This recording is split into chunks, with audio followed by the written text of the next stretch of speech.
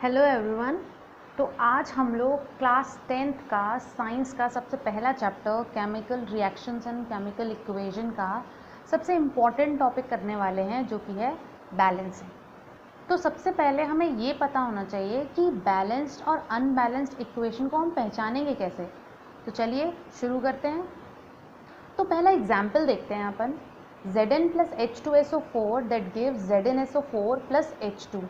I hope आपने सारे previous lessons लिए होंगे, तो आपको समझ में आ गया होगा कि आपको इसके नेमिंग और एज वेल एज इसका कंपाउंड फॉर्मेशन की कैसे इसका नाम लिखते हैं ये आ जाना चाहिए अब तक।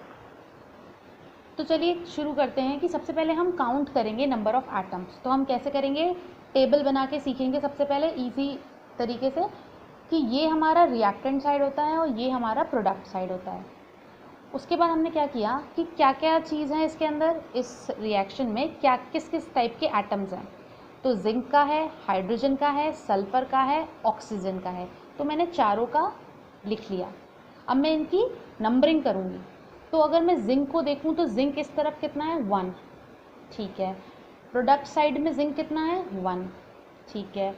अब हाइड्रोजन एटम को देखते हैं। हाइड्रोजन यहाँ 2 है, तो H2 का मतलब यहाँ पे 2 एटम है हाइड्रोजन के, तो हमने 2 लिख दिया।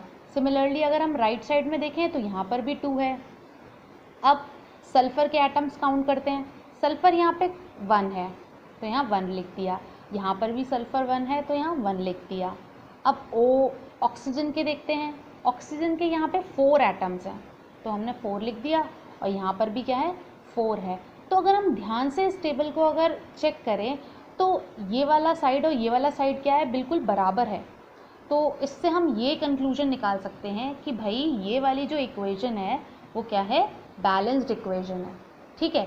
तो सबसे पहले जो प्रॉब्लम होती है आप लोगों को ये कि ये पहचानना आना चाहिए। ये कई बच्चे क्या करते हैं, ये सल्फेट समझ लेते हैं कि भाई ये तो SO4 एक साथ है। नहीं, आपको इंडिविजुअल एटम्स देखने हैं, उसके बाद टेबल बनानी है, उसके बाद चेक करना है कि ये बैलेंस्ड है और अनबैलेंस्ड है। तो ये प्रैक्टिस के साथ आपको आ जाएगा और ये बहुत आसान तरीका है पहचानने का। तो अब आगे देखते हैं कि अनबैलेंस्ड इक्वेशन को हम कैसे देखेंगे। तो जैसे मैंने एग्जाम्पल लिया H2 + O2 that gives H2O। तो चलिए काउंट करते हैं। सबसे पहले हमने रिएक्टेंट साइड लिख ली, प्रोडक्ट साइड लिख लिया। 2 ही टाइप के एटम है H और O के, तो मैंने टेबल में लिख दिया। अब मैंने काउंट किया H, तो यहाँ लिखा है H2, मतलब यहाँ 2 एटम्स हैं। फिर मैंने प्रोडक्ट साइड में देखा तो यहाँ पर भी 2 है, तो मैंने 2 लिख दिया। अब नंबर ऑफ ऑक्सीजन एटम देखा तो यहाँ देखा एरो के लेफ्ट साइड में, तो ये 2 थे, जबकि यहाँ क्या था 1, मतलब यहाँ गड़बड़ हो गई। ये चीज़ क्या हो गई, अनबैलेंस्ड इक्वेशन हो गई। तो मुझे लगता है आप लोग समझ गए होंगे जो मैं बोलना चाह रही हूँ कि यहाँ पर क्या है कि लेफ़्ट साइड और राइट साइड इक्वल नहीं है। तो बिल्कुल इसको हम क्या टर्म देंगे कि this is unbalanced equation, this is an unbalanced equation. तो अब हमें क्या है कि हमें इसको बैलेंस करने की ज़रूरत है। क्यों ज़रूरत है, क्योंकि हम सब ने 9th क्लास में कंजर्वेशन ऑफ मास पढ़ा था, जो कि कहता है कि matter can neither be created nor be destroyed in a chemical reaction. और ये हमने 10th में भी पढ़ा है कि भाई दोनों साइड का मास क्या होना चाहिए, बराबर होना चाहिए। तो इसके अकॉर्डिंग तो ऐसा लग रहा है ना कि ऑक्सीजन का मास डिस्ट्रॉय हो गया है, मतलब कहीं नहीं है, क्योंकि बैलेंस नहीं है ये। तो अब हम स्टार्ट करते हैं कि इसे बैलेंसिंग कैसे करेंगे। तो चलिए अब यहाँ तक हम ये सीख चुके हैं कि किसी भी इक्वेशन को देखकर हम ये डिसाइड कर सकते हैं कि वो बैलेंस है या नहीं। तो अब सीखना ये है कि हम अनबैलेंस को बैलेंस कैसे बनाएं। तो इसके 2 तरीके हैं। तरीका बिल्कुल एक ही है, लेकिन कुछ बच्चों के करने का तरीका अलग होता है। जैसे स्टार्टिंग में जो बच्चे सीखते हैं वो टेबल बना के सीखते हैं। जनरली हम 9th क्लास में भी करते हैं, तो हम टेबल बना के सीखते हैं। जबकि जो बच्चे थोड़े से प्रैक्टिस कर लेते हैं उसके बाद वो ओरल करने लग जाते हैं। तो मैं दोनों तरीक़ों से समझाऊंगी, आपको जो मेथड सूटेबल हो आप वो करिए। ये वाला टेबल फॉर्मेशन अगर आप रफ वर्क में करना चाहें तो रफ वर्क में करिए, अदरवाइज़ जहाँ आप क्वेश्चन सॉल्व करेंगे वहाँ भी कर सकते हैं, टीचर कट नहीं करेगी आपका, ठीक है। तो चलिए हम मेथड 1 स्टार्ट करते हैं, जो कि है टेबल बना के करना। तो ये बिल्कुल वैसे ही है जैसे कि हमने चेक करना सीखा था कि हम बैलेंस्ड है अनबैलेंस्ड है कैसे बताएंगे। तो सिंपल वही कि जैसे मैंने एग्जाम्पल लिया, सबसे इजी एग्जाम्पल लिया है मैंने, H2 + O2 that gives H2O। तो ये मेरा रिएक्टेंट साइड है और ये मेरा प्रोडक्ट साइड है। अब क्या किया हमने, रिएक्टेंट साइड पे वही 2 एटम दिख रहे हैं तो मैंने लिख दिया, तो रिएक्टेंट साइड पे 2 और प्रोडक्ट साइड पे मैंने 2 लिख दिया। क्यों? क्योंकि नंबर ऑफ H एटम यहाँ पर 2 हैं और यहाँ पर भी 2 हैं। अब बात करते हैं ऑक्सीजन एटम्स की, तो यहाँ पे ये 2 हो गए जबकि यहाँ पे 1 हो गया। तो ये एग्जाम्पल हम ऑलरेडी डिस्कस कर चुके हैं, तो ये वाली चीज़ तो आपको समझ में आ गई होगी। प्रॉब्लम कहाँ फंस रही थी? यहाँ पर, कि यहाँ पे ये 2 था और यहाँ पे ये 1 था। तो सीधी तौर पे हमें इसे बैलेंस करना है। बैलेंस कैसे होगा? 1 2 कब बनेगा? जब हम 1 में 2 का मल्टीप्लाई करेंगे। तो इस वाले हिस्से में हम क्या करेंगे? मल्टीप्लाई करेंगे 2 का। तो कौन सा पार्ट है? मतलब राइट हैंड साइड में हम क्या करेंगे? मल्टीप्लाई करेंगे 2 का। तो मैंने वही लिखा स्टेप 2 में कि we need to multiply by 2 in H2O। तो ठीक है, हमने मल्टीप्लाई कर दिया। जैसे ही मल्टीप्लाई किया, मल्टीप्लाई करना मतलब बाहर नंबर लिख देना, ठीक है। तो ये इस वाले में तो कोई चेंज नहीं था, तो ये एज इट इज़ रहा। बाकी मैंने H2O के आगे 2 लगा दिया। अब चलिए अब काउंट करते हैं नंबर ऑफ एटम। तो अब कैलकुलेट किया हमने, नंबर ऑफ रिएक्टेंट देखा, नंबर ऑफ प्रोडक्ट देखा। जब H को काउंट किया तो H तो यहाँ 2 है, पर यहाँ जब देखा तो हमने ये देखा कि भाई ये 2 और ये 2 इंटू 2 इज़ 4, तो ये तो 4 हो गया। यहाँ ये आपको ये चीज़ याद रखनी है कि ये जो 2 है आगे और ये जो नीचे लिखा हुआ है एटम के लिए, इस जब आप H की काउंटिंग करेंगे तो इन दोनों का मल्टीप्लाई करेंगे, और ये जो 2 है वो इसके लिए भी है। मतलब अगर हम ऑक्सीजन काउंट करेंगे तब वो 2 काउंट होगा, जब हाइड्रोजन काउंट करेंगे तो क्योंकि इसके आगे भी लिखा हुआ है नंबर और नीचे भी लिखा हुआ है, तो हम इन दोनों का क्या करेंगे? मल्टीप्लाई करेंगे। तो टोटल काउंटिंग H की जो एटम की होगी वो 4 होगी, ठीक है। तो भाई फिर गड़बड़ हो गई, हम फिर ये अनबैलेंस्ड हो गया। हमने बैलेंस करने के लिए गए थे हम ऑक्सीजन को बैलेंस करने के लिए, यहाँ हाइड्रोजन अनबैलेंस हो गया। यहाँ ऑक्सीजन तो बैलेंस है 2 2 2, क्योंकि यहाँ पर भी 2 है और यहाँ के अकॉर्डिंग भी 2 हो गया। तो अब क्या करना चाहिए हमें? भाई 2 को हमें 4 बनाना है, तो हमें पता है क्या करेंगे? हम मल्टीप्लाई बाय 2 कर देंगे। तो कहाँ करेंगे मल्टीप्लाई बाय 2? हम करेंगे लेफ्ट हैंड साइड में, क्योंकि H ही तो यहाँ अनबैलेंस है। तो हम फिर से अब वही करते हैं।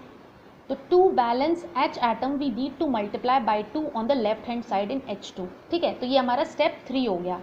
तो ठीक है भाई, कर दिया हमने 2 का मल्टीप्लाई करने का मतलब है कि हम H2 के आगे 2 लिख देंगे।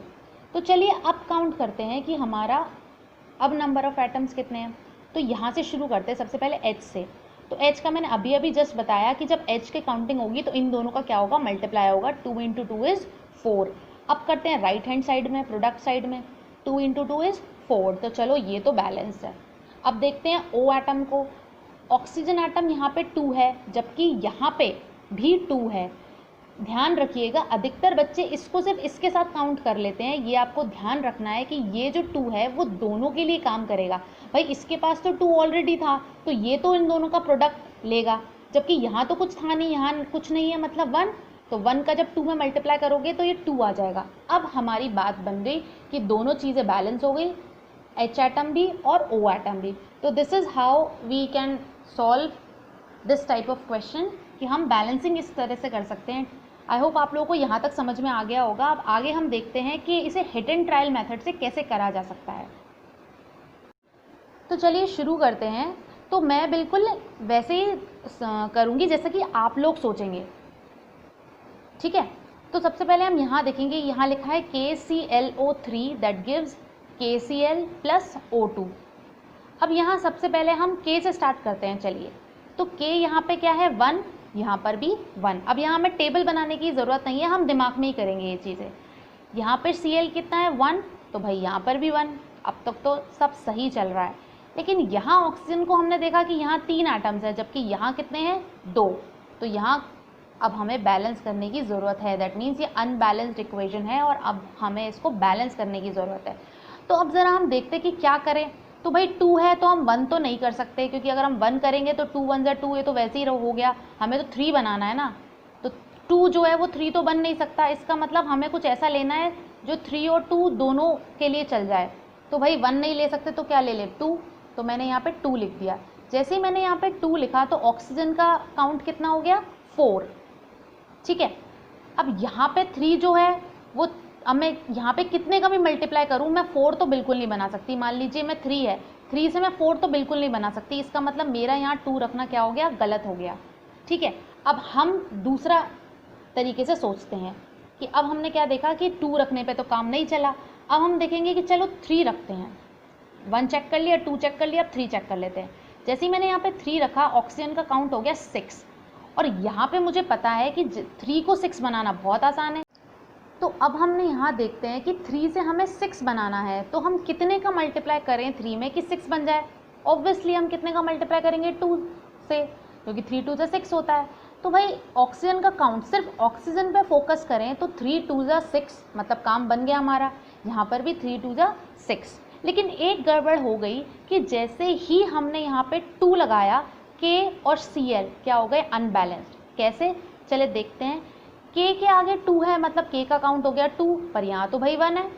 ऐसे Cl के आगे भी 2 है, मतलब ये जो 2 है वो तीनों चीज़ों के लिए है। हमने तो O को देख के लगाया था, पर हमें क्या पता था कि K और Cl भी क्या हो जाएंगे, अनबैलेंस। तो अब हमें इसे क्या करना पड़ेगा, बैलेंस करना पड़ेगा। तो अब K का काउंट कितना है 2, और Cl का काउंट कितना है 2, और यहाँ पे K और Cl अकेले हैं, तो हम क्या करेंगे, इसके आगे क्या लगा देंगे, 2 लगा देंगे। अब चेक करते हैं ज़रा, K इस 2, यहाँ पर भी K कितना है 2, Cl का यहाँ पे काउंट कितना है 2, यहाँ पर भी 2 है। ये हम ऑलरेडी चेक कर चुके थे। तो ये हो गई हमारी बैलेंस्ड इक्वेशन। तो ये आप हिट एंड ट्रायल से कर सकते हैं। हिट एंड ट्रायल से क्यों बोलते हैं, क्योंकि हम बार बार अलग अलग मेथड अप्लाई करके देख रहे हैं, और जो फिट बैठ जाता है वो हम वैसे निकाल लेते हैं। ठीक है, अब एक और क्वेश्चन देखते हैं प्रैक्टिस के तौर पर। ये वाला क्वेश्चन में देखेंगे, सबसे पहले ना आप वो ढूंढिए कि जो अकेला सोलो टर्म है।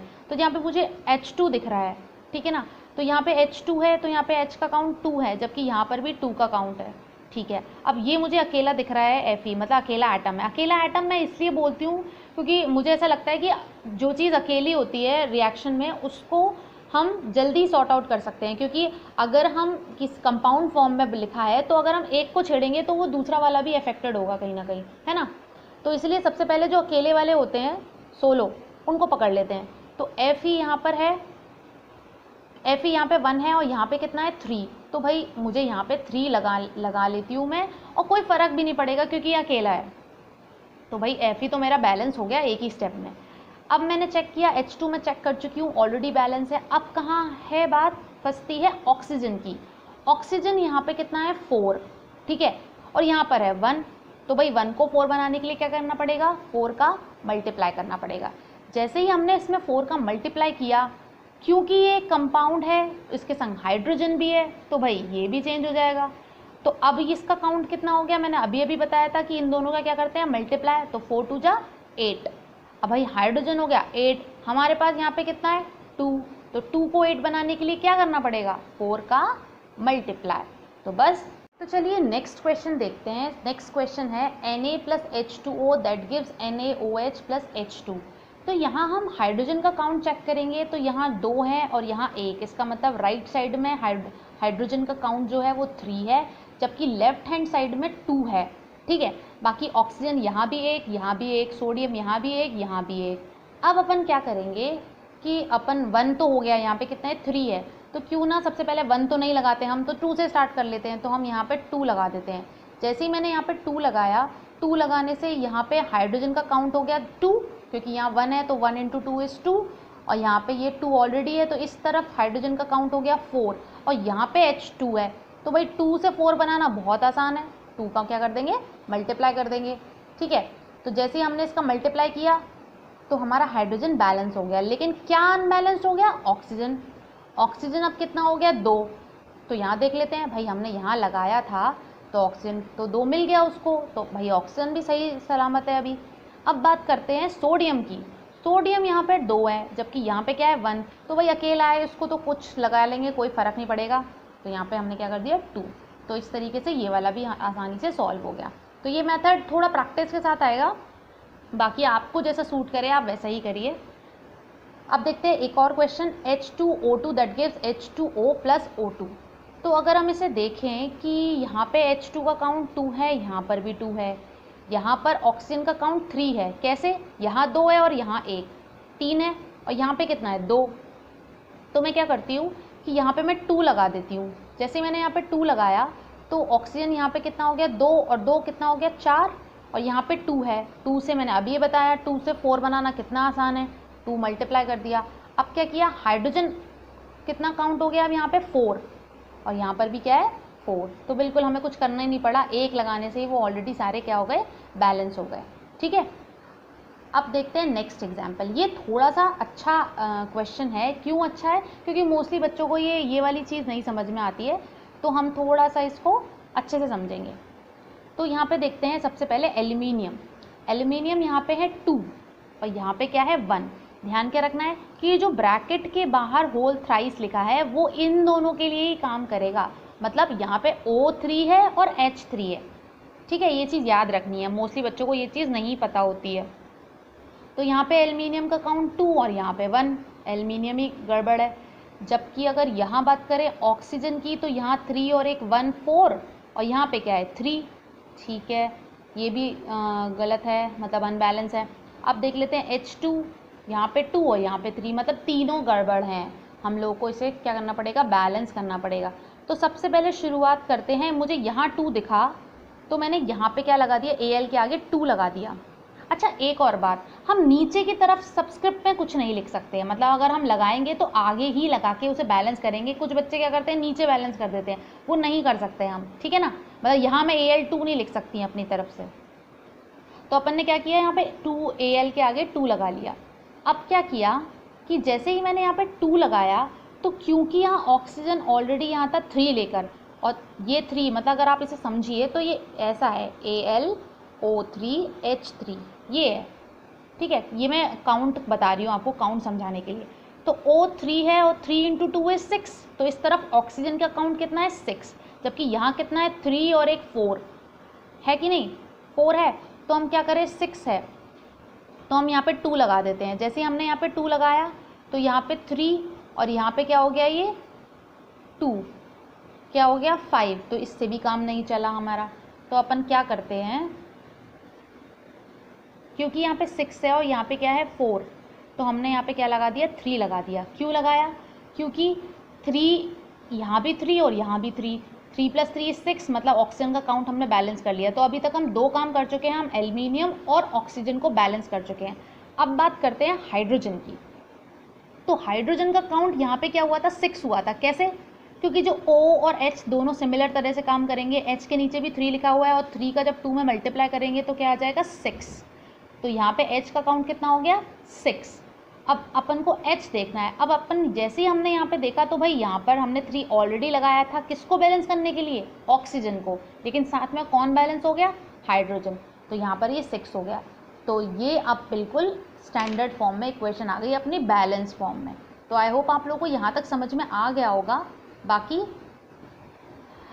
आप प्रैक्टिस के लिए ये कुछ क्वेश्चंस हैं, ये आप करिए।